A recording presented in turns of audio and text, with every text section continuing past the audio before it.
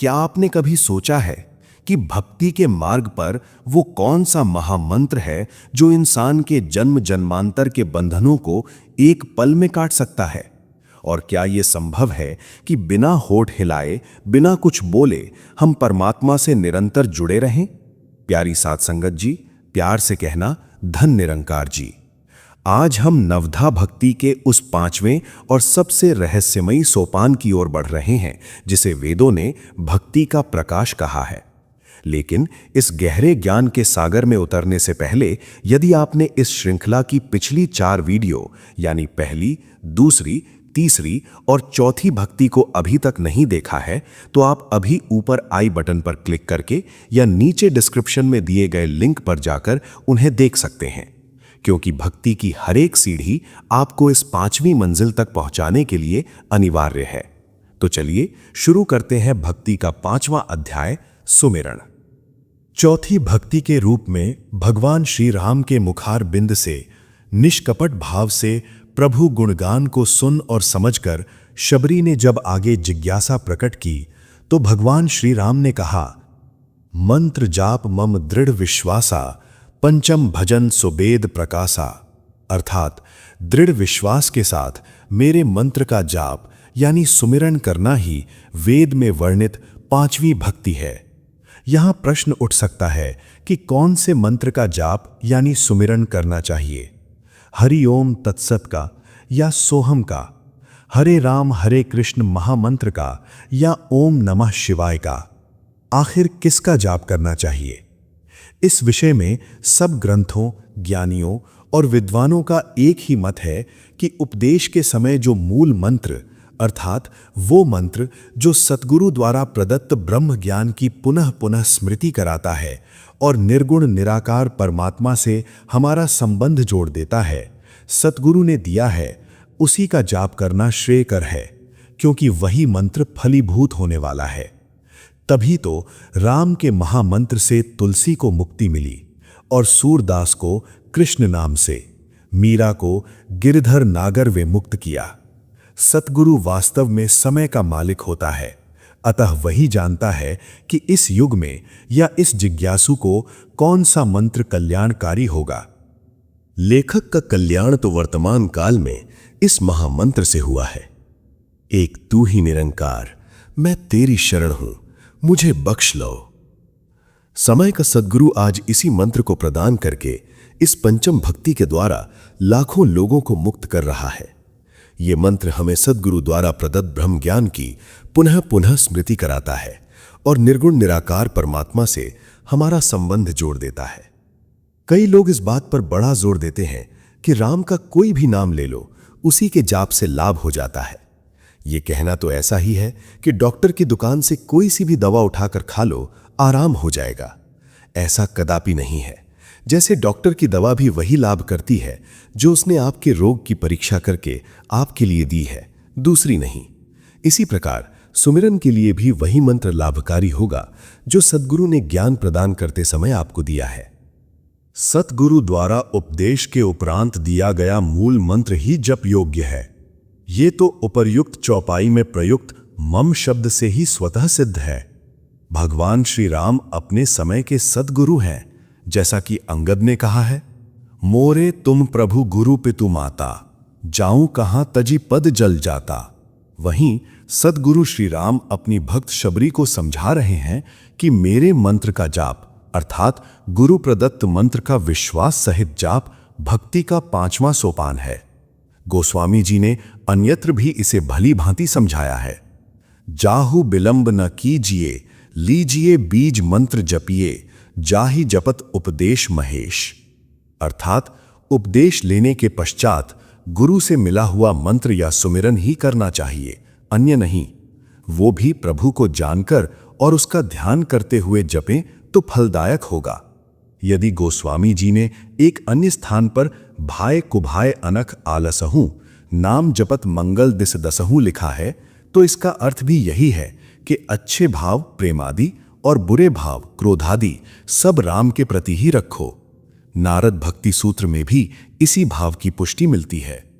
निरंकारी बाबा जी का कहना है कि जिस प्रकार किसी बड़ी इमारत का सारा भार स्तंभों अथवा पिलर्स पर टिका रहता है, इसी प्रकार भक्ति का महल भी सुमिरन या याद के पिलर पर टिकता है।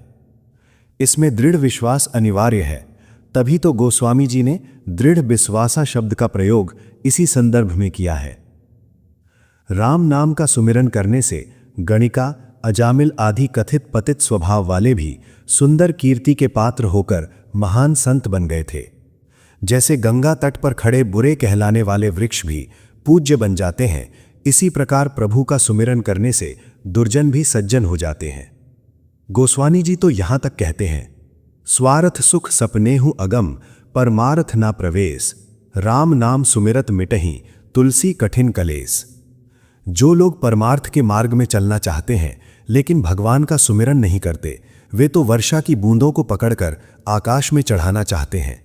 राम नाम अवलंब बिनु, परमार्थ की आस, बरसत बारिद बूंद गहीं, चाहत चढ़न आकाश। तुलसी हठी हठी कहत नित, चित्त सुनि हित करी मानी, लाभ राम सुमिरन बड़ो, बड़ा बिसारे हानि। अनेक जन्मों की बिगड़ी बनाने की शक्ति केवल नाम स्मरण में है।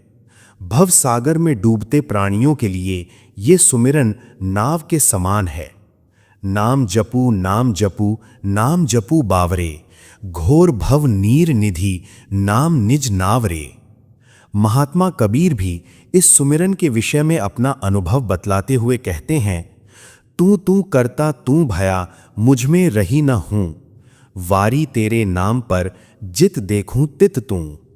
सुमिरन की महिमा को गणेश जी भली भांति जानते हैं। वाल्मीकि भी आदि कवि इसी नाम स्मरण के कारण बने। पार्वती भी सुमिरन की शक्ति से ही सती शिरोमणि कहलाईं। जो संत सुमिरन करता हुआ हरि के ध्यान में मग्न रहता है, उसके लिए जहर भी अमृत हो जाता है। शंकर जी और मीराबाई विष पान कर भी यदि जीवित रहे तो इसका कारण हरि सुमिरन ही था। नाम प्रभाऊ जान शिव नीकू, काल कूट फलू दीन अमीकू।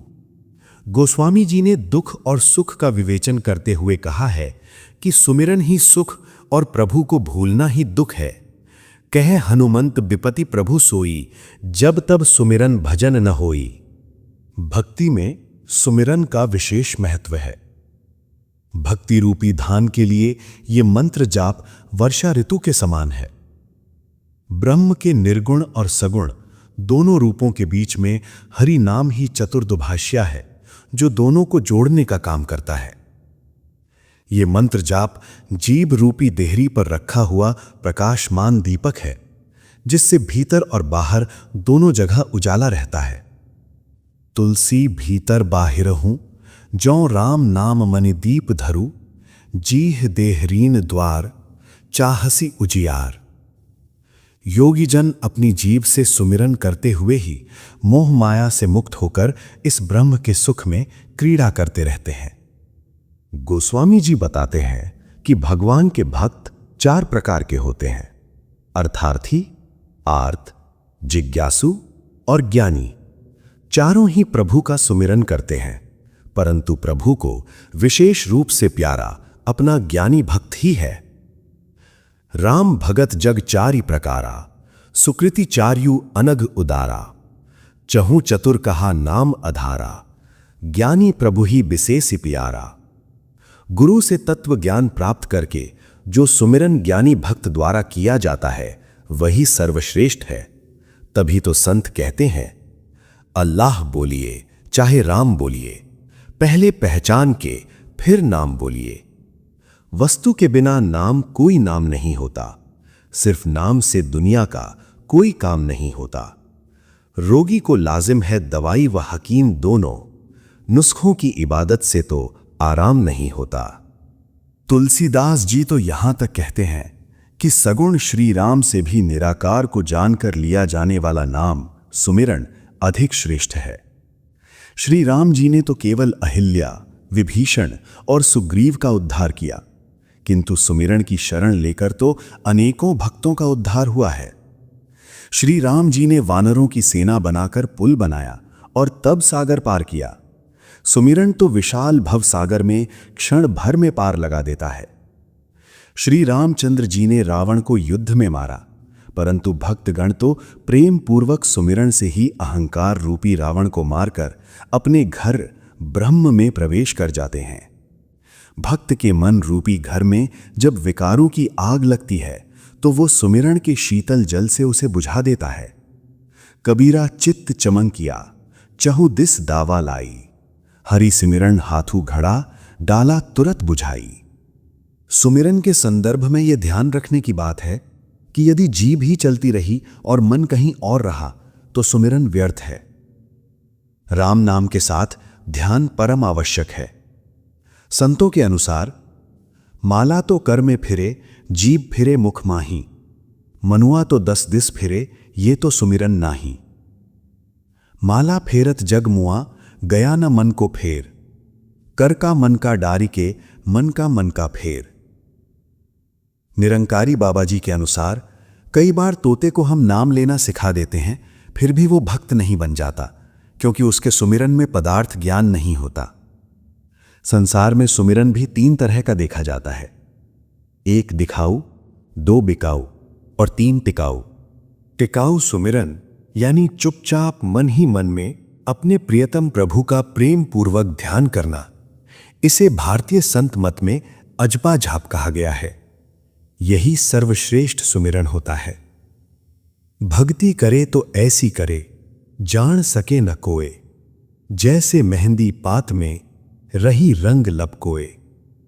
इस सच्चे सुमिरन में न मुंह खुलना आवश्यक है और न होंठ हिलना ही जरूरी है। अंतर सुरती जगाई के, मुख से कुछ न बोल, बाहर के पट देई के, अंदर के पट खोल। माता और शिशु, गाय और बछड़ा, पनिहारी और घड़ा, पत्नी और पति का जो मूक स्नेह संबंध होता है वही सुमिरन का श्रेष्ठतम नमूना है। ज्यों तिरिया पीहर बसे, सुरत रहे पीऊ माही, ऐसे ही भगत जगत में प्रभु को भूले नाही। प्रभु स्मरण में अंतःकरण का योगदान जरूरी है। अंतः चेतना से किए गए स्मरण से ही भक्ति की सहज अवस्था प्राप्त होती है, जिससे सर्वत्र ब्रह्म दर्शन होने लगता है। संत कबीर जी कहते हैं, आंख न मूंदूं, कान न रूंधूं, काया कष्ट न धारूं, खुले नयन से हंस हंस देखूं, सुंदर रूप निहारूं। कहूं सो मान, सुनूं सो सुमिरन, जो कुछ करूं सो सेवा। गृह उजाड़ इक करी जानूं, पूजूं और न देवा।